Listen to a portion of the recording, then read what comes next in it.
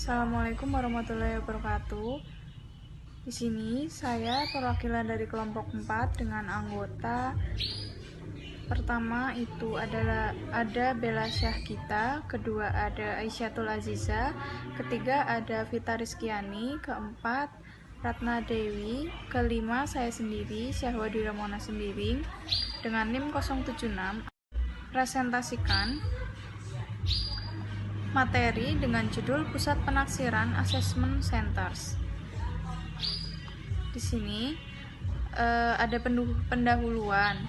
Kajian dari Bell System Management Process adalah American Telephone and Telegraph Company merupakan penerapan pertama yang diketahui dari metode pusat penaksiran atau assessment center pada perusahaan.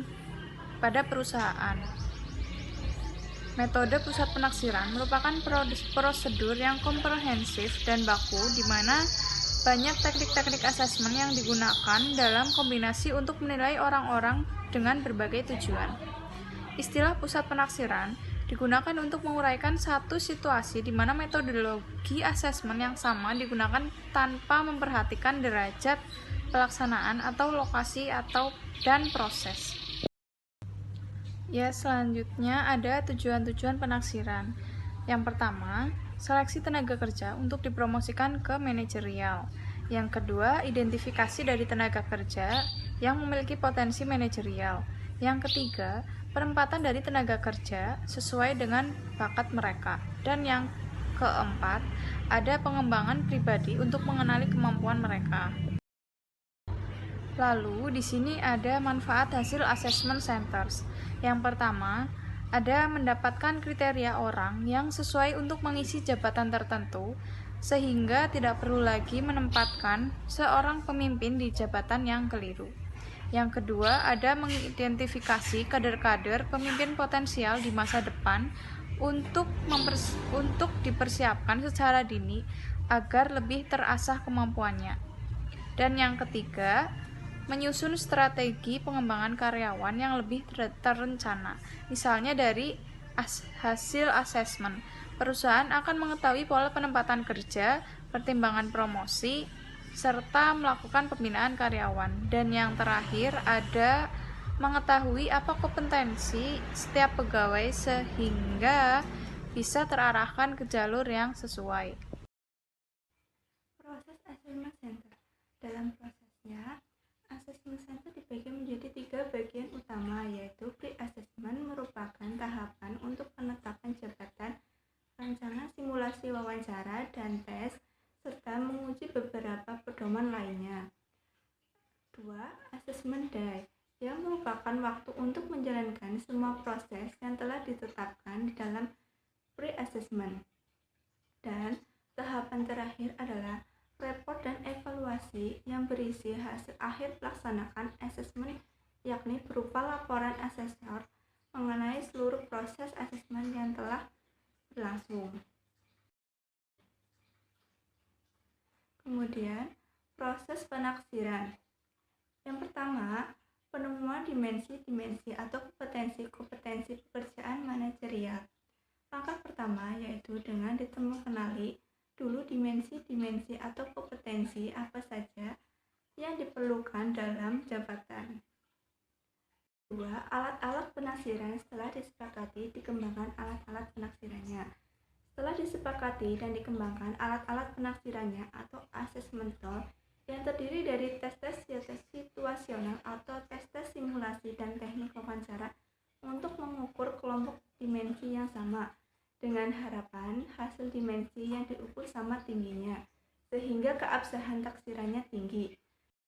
3. Penetapan calon manajer atau SSS untuk diakses atau taksir. Para calon biasanya ditentukan oleh manajemen mereka untuk mengajukan dirinya sendiri untuk diakses. Jumlah calon yang ditaksir pada umumnya hanya 6 orang. Keempat, penetapan para penaksir atau asesor. Selain terdiri dari para sarjana psikologi yang berwenang untuk berpraktek, juga terdiri dari manajer senior perusahaan tersebut atau yang sudah lulus pelatihan untuk menjadi seorang penaksir atau asesor. Kelima, pelaksanaan penaksiran atau asesmen. Para biasanya diakses selama 1 atau 2 hari dengan pembagian waktu. Hari pertama dimulai dengan pemberian penjelasan tentang maksud, tujuan, dan proses penaksirannya kepada assessors.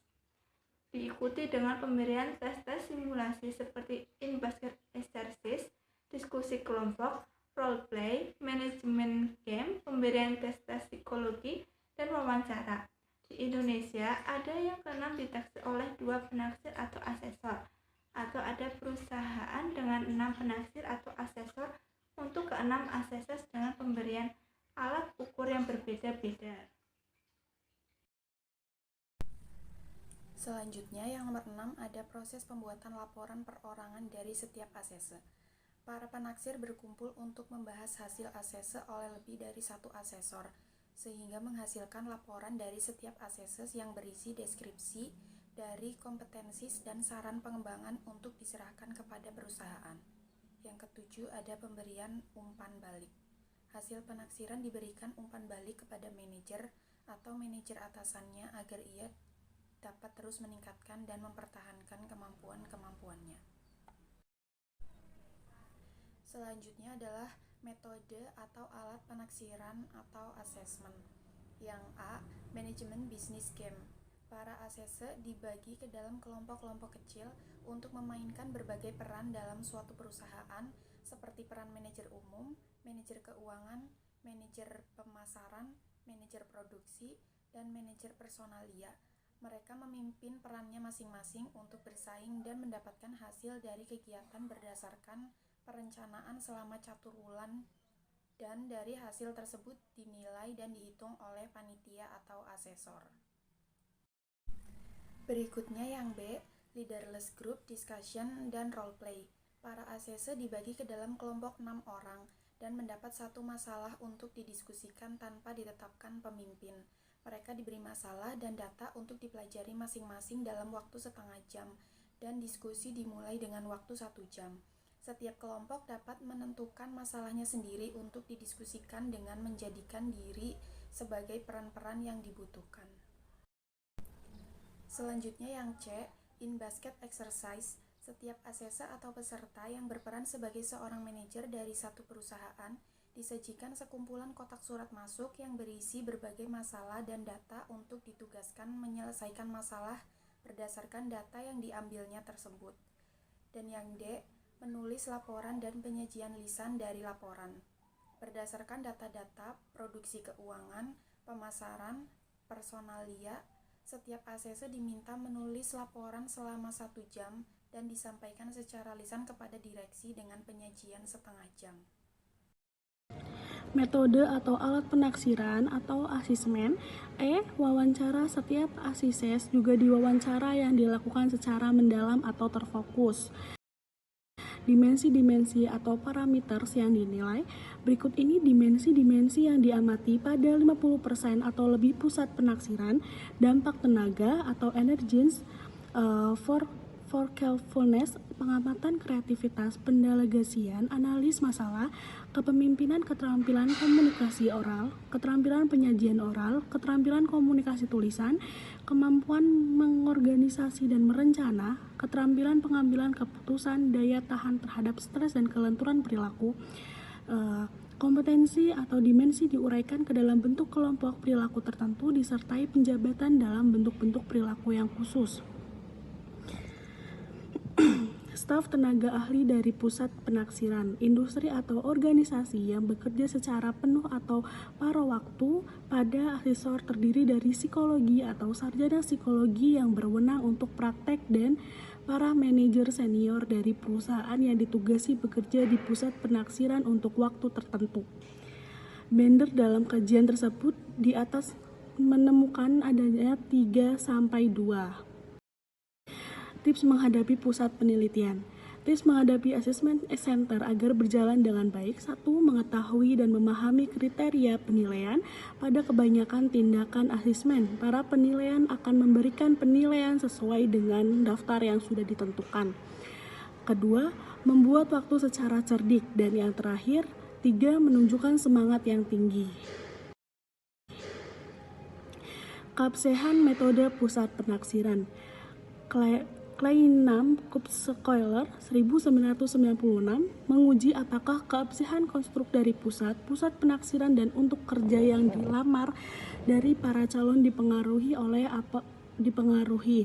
oleh dimensi-dimensi yang diperlukan diberitahukan kepada mereka atau tidak. Temuan menunjukkan bahwa keabsahan konstruk lebih tinggi jika para peserta tahu tentang dimensi-dimensi yang akan diukur dan diperilaku berkaitan dengan dimensi-dimensi tersebut. Salah satu kritik terhadap studi ini ialah bahwa dengan diketahuinya dimensi dan perilaku akan dinilai para peserta dapat mengusahakan untuk menunjukkan perilaku yang tepat yang baik sehingga memperoleh penilaian yang baik. Selanjutnya yaitu ada seleksi dalam kajian Islam. Seleksi dalam kajian Islam merupakan sesuatu yang asasi atau pokok. Hal ini setidaknya dicerminkan dari sikap Rasulullah ketika akan mengangkat Mu'adz bin Jabal sebagai pejabat kehakiman. Rasulullah bertanya kepada Mu'adz, "Dengan apa engkau akan memutuskan persoalan hukum?" Mu'adz menjawab, "Dengan kitabullah." Rasulullah bertanya kembali, "Jika kamu tidak menemukannya?" Mu'adz menjawab, "Dengan sunnah Rasulullah atau hadis." Rasulullah bertanya kembali, "Jika engkau tetap tidak menemukannya?"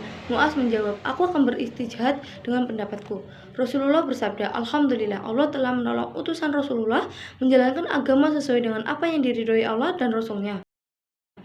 Selanjutnya yaitu ada seleksi dalam Islam. Yang pertama, memiliki kekuatan meliputi kuat akidah atau kuatul akidah, cerdas atau kuatul fiqh, wawasan jauh ke depan atau tasawufah, cerdas hati nuraniah atau kuatul ruhiyah, dan bekerja profesional atau itkon. Kekuatan akidah juga perlu diimbangi kecerdasan berpikir sehingga bekerja akan berdasarkan nalar yang hidup. Seseorang profesional akan menggabungkan secara seimbang akidah, cara pikir, wawasan, kecerdasan, spiritual, sehingga melahirkan amal secara berdaya guna dan hasil guna untuk kepentingan orang banyak. Kedua, yaitu ada seorang pegawai memiliki amanahnya dalam melaksanakan tugas dan fungsinya yang diberikan kepadanya. Karena faktor amanah sangat dibutuhkan sebagai kontribusi nyata mewujudkan pemerintahan yang bersih atau good governance. Kepercayaan masyarakat tidak terlepas sejauh mana para abdi negara mampu menjalankan tugas yang diembankannya melalui kerja jujur, disiplin, dan bertanggung jawab. Dan untuk kesimpulannya, seleksi adalah proses dengan mana sebuah organisasi atau perusahaan memiliki dari sekelompok pelamar, orang atau orang-orang yang paling memenuhi kriteria seleksi untuk posisi yang tersedia berdasarkan kondisi yang ada saat ini. Sasaran seleksi adalah suatu rekomendasi atau suatu keputusan untuk menerima atau menolak seorang calon untuk pekerjaan tertentu berdasarkan suatu dugaan tentang kemungkinan-kemungkinan dari calon untuk menjadi tenaga kerja yang berhasil pada kerjaannya.